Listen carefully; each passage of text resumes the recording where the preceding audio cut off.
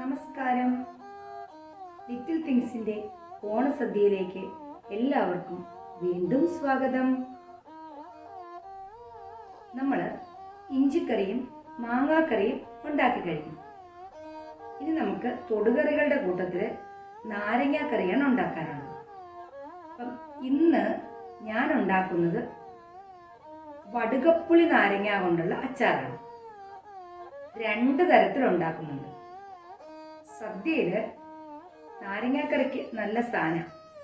എല്ലാ സദ്യയിലും മസ്റ്റായിട്ടുള്ളത് ഉണ്ടാകുകയും ചെയ്യും. അതെന്താന്ന് വെച്ചാൽ നമ്മൾ പായസമൊക്കെ കുടിച്ചു കഴിയുമ്പോൾ ഇങ്ങനെ മധുരം തലയ്ക്ക് പിടിച്ചിട്ട് വരുന്ന ഒരവസ്ഥയില്ലേ. അപ്പം ആ സമയത്ത് നമ്മുടെ ഈ നാരങ്ങാക്കറി അല്പം തൊട്ട് കൂട്ടിയാൽ ആ മധുരത്തിനൊക്കെ ഒരു ആശ്വാസം വരും. നമുക്കൊരു നല്ല ഫീൽ ഉണ്ടാകും. എല്ലാവരും അങ്ങനെ ചെയ്യും. ഇനി അങ്ങനെ ചെയ്യാത്തവരങ്ങനെ ചെയ്യണം കേട്ടോ. നമ്മുടെ ഈ പുതുതലമുറയിലെ കുട്ടികൾക്ക് ഈ സദ്യവട്ടങ്ങളെക്കുറിച്ചൊന്നും അങ്ങനെ അറിയില്ലെന്നേ. അപ്പോൾ അവർക്കൊക്കെ വേണ്ടിയാ ഞാനിപ്പോൾ ഈ സീരീസായിട്ട് ഈ ഓണവിഭവങ്ങൾ ഇടാമെന്ന് വെച്ചത്. നമ്മൾ മുതിർന്നവർ ഈ വീഡിയോ കാണുമ്പോൾ നമ്മുടെ മക്കൾക്കും ഒക്കെ ഒന്ന് ഷെയർ ചെയ്ത് കൊടുക്കുക. അവരും നമ്മുടെ ഓണസദ്യ ഇങ്ങനെയൊക്കെയാണ് വയ്ക്കുന്നത്, ഇങ്ങനെയൊക്കെയാണ് വിളമ്പുന്നതെന്നൊക്കെ ഒന്ന് അറിയട്ടെ. അങ്ങനെ ആർക്കെങ്കിലും പ്രയോജനം ഉണ്ടായാൽ എനിക്കത് ഭയങ്കര സന്തോഷം തരുന്നൊരു കാര്യമാണ്. ഞാൻ അതിനുവേണ്ടി ആണ് സീരീസായിട്ട് ഇങ്ങനെ ഒന്ന് ചെയ്യാമെന്ന് വെച്ചത്. അപ്പോൾ എല്ലാവരും വീഡിയോസൊക്കെ ഒന്ന് കണ്ടു നോക്കണം കേട്ടോ. ഇഷ്ടപ്പെടുവാണെങ്കിൽ ലൈക്ക് ചെയ്യാനും ഹൈപ്പ് ചെയ്യാനും മറക്കരുത്. അതുപോലെ അഭിപ്രായങ്ങൾ അറിയിക്കണം. നിങ്ങളുടെ അഭിപ്രായങ്ങൾ അറിഞ്ഞിട്ട് വേണം എനിക്ക് ഇത് വ്യത്യാസങ്ങൾ വരുത്തണോ എന്നറിയാൻ. അതുപോലെ ചാനൽ സബ്സ്ക്രൈബ് ചെയ്യാതെ കാണുന്നവർ ഒന്ന് സബ്സ്ക്രൈബ് ചെയ്ത് സപ്പോർട്ട് ചെയ്യാനും മറക്കരുത്. അപ്പോൾ നമുക്ക് നാരങ്ങാക്കറി ഉണ്ടാക്കിയാലോ? എല്ലാവരും കൂടെ കൂടുമല്ലേ? 2 തരത്തിൽ ഉണ്ടാക്കണമെന്ന്. നമ്മുടെ ഓണസദ്യയുടെ വിഭവങ്ങളിൽ പ്രധാനപ്പെട്ട ഒന്ന് ആണ് നമ്മുടെ നാരങ്ങ അച്ചാർ. അതുണ്ടാക്കുന്നത് ഈ വടുകപ്പുളി നാരങ്ങ എന്ന് പറയുന്ന ഈ നാരങ്ങ ഉണ്ട്. ഇതുകൊണ്ട് നമുക്ക് 2 തരത്തിൽ അച്ചാറിടാം. അപ്പം അതിന് ഞാൻ 2 തരത്തിലും ഇടുന്നുണ്ട്. അതിൽ നമുക്ക് ഇഷ്ടമുള്ളത് സദ്യക്ക് വിളമ്പാം. നമുക്കൊന്ന് അരിഞ്ഞെടുത്തിട്ട് വരാം. ഇത് പൊളന്ന് കഴിയുമ്പോൾ ഇങ്ങനെ ആയിരിക്കണം. നമ്മളിതിന് ഇതിൻ്റെ ഓരോ അല്ലി പോലത്തെ തിക്നെസ്സിൽ കനം കുറച്ച് നമ്മൾ അരിഞ്ഞെടുക്കും. ഇതുണ്ട്. ഇതുപോലെ നമ്മൾ ഓരോ അല്ലിയായിട്ട് മുറിച്ചെടുക്കണം. ഇനി ഇത് ചെറിയ കഷ്ണങ്ങളായിട്ട് നമുക്ക് അരിഞ്ഞെടുക്കാം. ഇതിൻ്റെ പകുതി ഹാഫ് പോർഷൻ കൊണ്ട് ഞാൻ ഒരച്ചാർ വയ്ക്കും. മറ്റ് ഹാഫ് പോർഷൻ കൊണ്ട് മറ്റൊരു തരത്തിൽ അച്ചാർ വയ്ക്കും.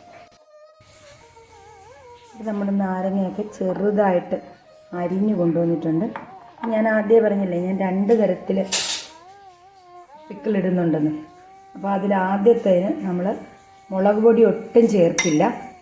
പിന്നെ ചേർക്കുന്നത് എരിവിന് ചേർക്കുന്നത് പച്ചമുളക്, ഇഞ്ചി, പിന്നെ കരിവേപ്പില. അപ്പോൾ രണ്ടാമത് നമ്മൾ വയ്ക്കുന്നത് ചുമന്ന കളറിലുള്ളതാണ്.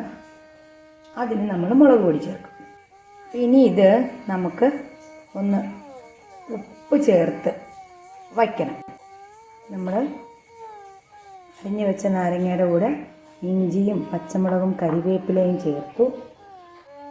ആവശ്യത്തിന് ഉപ്പ്, കായം, കുറച്ച് മഞ്ഞൾപ്പൊടി. ഇത്രയും സാധനങ്ങൾ ചേർത്ത് നമുക്കൊന്ന് ഇളക്കി വയ്ക്കാം. ഇത് കുറച്ച് നേരം ഇങ്ങനെ ഇരിക്കണം. നന്നായിട്ട് ഇളക്കി വയ്ക്കാം. നന്നായിട്ടൊന്ന് ഉപ്പും കായവും ഒക്കെ പിടിച്ച് വരട്ടെ.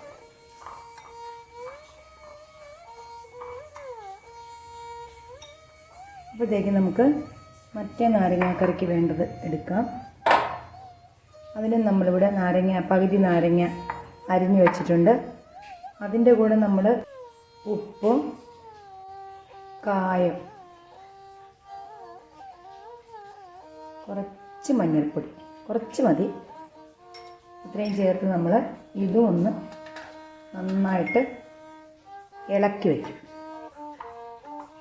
ഇതിന് ഉപ്പും കായവും മഞ്ഞളും ഒക്കെ പിടിച്ചിരിക്കട്ടെ. ഇനി ഇത് നന്നായിട്ടൊന്ന് പിടിച്ചിട്ട് വേണം നമുക്ക് ബാക്കി ചേരുവകളൊക്കെ ചേർക്കാം. നമ്മൾ 2 നാരങ്ങാക്കറിക്കുള്ള നാരങ്ങ അരിഞ്ഞ് ഉപ്പ്, കായം, മഞ്ഞൾപ്പൊടിയൊക്കെ ചേർത്ത് വച്ചിട്ടുണ്ട്. ഇനി ഇത് ഇങ്ങനെ ഇതിൽ നിന്ന് തന്നെ കുറേ വെള്ളം ഊർന്നു വരും. ബാക്കി ആവശ്യത്തിനുള്ള നമുക്ക് തിളച്ചാറിയ വെള്ളം ചേർത്താൽ മതി. പിന്നെ അതിൽ ഏറ്റവും നല്ല ഇങ്ങനെ ചെയ്യുന്നതുകൊണ്ടുള്ള ഗുണമെന്ന് പറഞ്ഞാൽ നാരങ്ങയുടെ ചെറിയ കയ്പ്പുണ്ടല്ലോ, അതൊന്ന് കുറഞ്ഞ് കിട്ടും നമ്മളിങ്ങനെ ഉപ്പും കായവും ഒക്കെ ചേർത്ത് വച്ചാൽ. അപ്പോൾ കുറച്ച് നേരം അങ്ങനെ ഇരിക്കട്ടെ. നമുക്കിനി അത് കഴിഞ്ഞ് വരാം, ശരിയാകുമ്പോഴത്തേക്കും വരാം. ഇതിനകത്തുനിന്ന് ഉപ്പൊക്കെ പിടിച്ച് കുറച്ച് നീരൊക്കെ ഇറങ്ങി വന്നിട്ടുണ്ട്. നമുക്ക് ഇതിനകത്തേക്ക് 1 സ്പൂൺ മുളക് പൊടി ചേർത്ത് കൊടുക്കാം. നന്നായിട്ടൊന്ന് മിക്സ് ചെയ്യുക.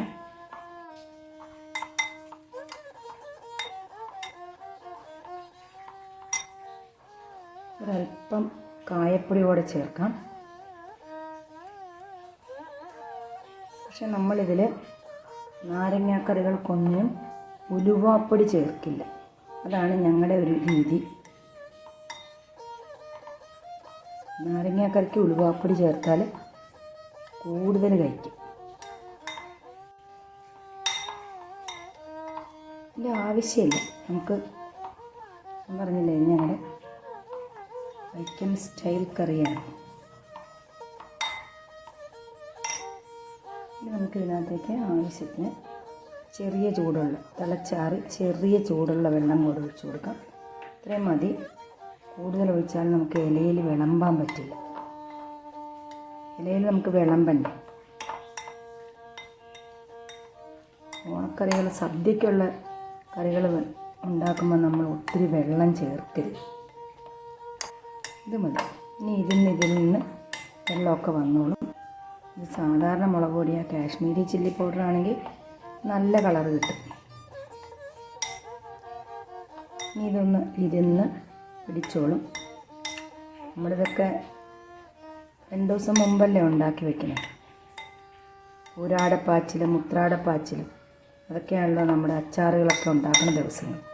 അന്നുണ്ടാക്കി ഇത് വയ്ക്കുമ്പോൾ നല്ല സദ്യക്ക് വിളമ്പാനുള്ള പരുവത്തിലിരുന്നോളും. ആവശ്യത്തിന് വെള്ളമൊക്കെ വന്നോളും.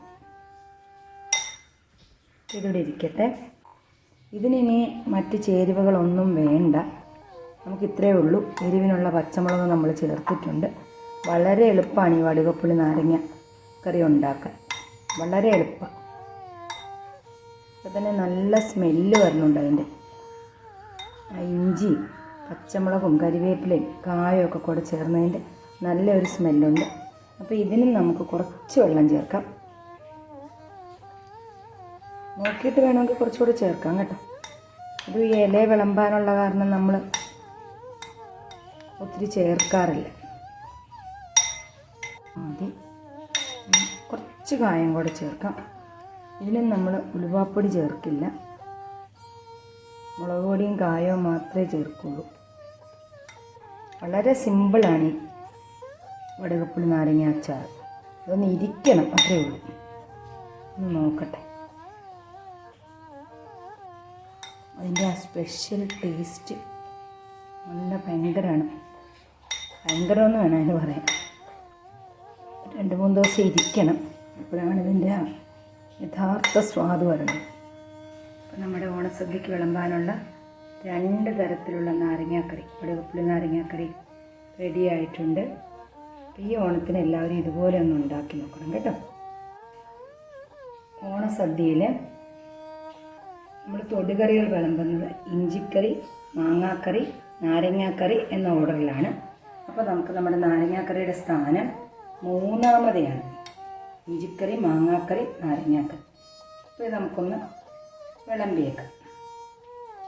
സദ്യ ഓണത്തിൻ്റെ അന്ന് ഞാൻ വേറെ സ്പെഷ്യൽ സദ്യ നിങ്ങൾക്കായി വിളമ്പുന്നുണ്ട്.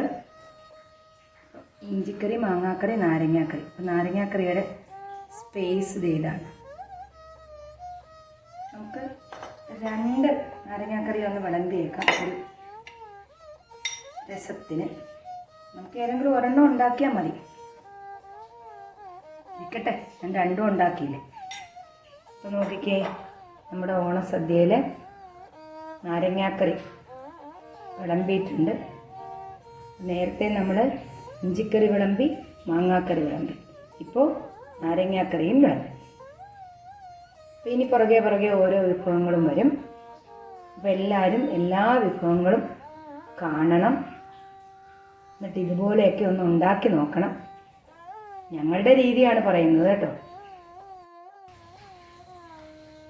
അപ്പോൾ നമ്മുടെ ഓണസദ്യക്കുള്ള നാരങ്ങാക്കറികളൊക്കെ റെഡിയായിട്ടുണ്ട്. വടുകപ്പുളി നാരങ്ങ അച്ചാർ.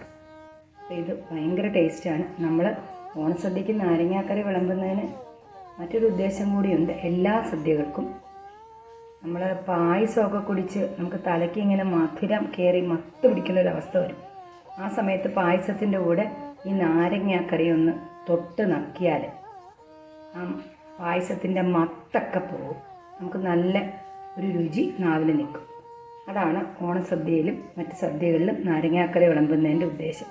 അതിൽ ഈ വെള്ള നാരങ്ങാക്കറിയാണ് കൂടുതലും ടേസ്റ്റായിട്ട് എനിക്ക് തോന്നിയിട്ടുള്ളത്. നിങ്ങളുടെ ഓരോരുത്തരുടെ ഇഷ്ടം അനുസരിച്ച് ചെയ്യുക. അപ്പോൾ നമ്മുടെ നാരങ്ങാക്കറിയൊക്കെ വിളമ്പി എല്ലാവർക്കും ഇഷ്ടപ്പെട്ട് കാണുമെന്നാണ് വിചാരിക്കുന്നത്. ഇതുവരെയും എൻ്റെ ചാനൽ സബ്സ്ക്രൈബ് ചെയ്യാത്തവർ ഒന്ന് സബ്സ്ക്രൈബ് ചെയ്ത് സപ്പോർട്ട് ചെയ്യണം. ഇനിയും മറ്റു വിഭവങ്ങളുമായി ഞാൻ വരുന്നതാണ്. ലൈക്ക് ചെയ്യാനും ഷെയർ ചെയ്യാനും മറക്കരുത്. നിങ്ങളുടെ ഫ്രണ്ട്സ് ആൻഡ് ഫാമിലിക്ക് ഷെയർ ചെയ്ത് കൊടുക്കുക. ഇപ്പോൾ ഒരു പുതിയ ഓപ്ഷനുണ്ട്. ലൈക്ക് ചെയ്ത് കഴിയുമ്പോൾ ഹൈപ്പ് എന്നൊരു ഓപ്ഷൻ വരും. ആ ഓപ്ഷനിൽ നിങ്ങളൊന്ന് ഹൈപ്പ് ചെയ്യുക. ഹൈപ്പ് ചെയ്യുന്നത് നമ്മുടെ വീഡിയോയുടെ സ്റ്റാൻഡേർഡ് കൂട്ടും. അപ്പോൾ അത് നിങ്ങളൊന്ന് ചെയ്ത് എന്നെ സപ്പോർട്ട് ചെയ്യണം. അപ്പം മറ്റൊരു വിഭവവുമായി വീണ്ടും കാണാം. Till then take care. By.